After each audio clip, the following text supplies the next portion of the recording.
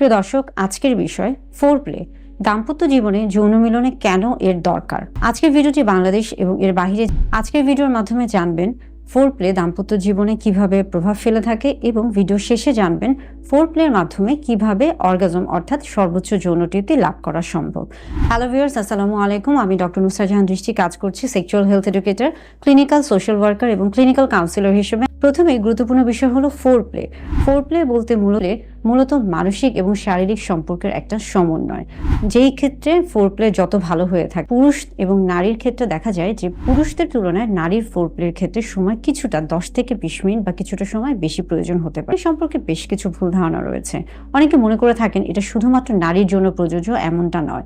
এবং অনেকে মনে করে থাকে ক্ষেত্রে সময় নষ্ট হয় না, বরং সময় নিয়ে ফোর প্লে করলে সেই ক্ষেত্রে দাম্পত্য জীবন আরো আনন্দদায়ক হয়ে থাকে।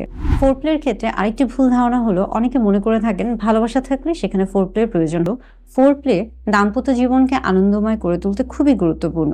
তাই দাম্পত্য জীবনে আনন্দ নিশ্চিত করার জন্য অবশ্যই ফোর প্লের ভূমিকা রয়েছে এবং এই ক্ষেত্রে ভালোভাবে সঠিকভাবে ফোর প্লে করার চেষ্টা করুন।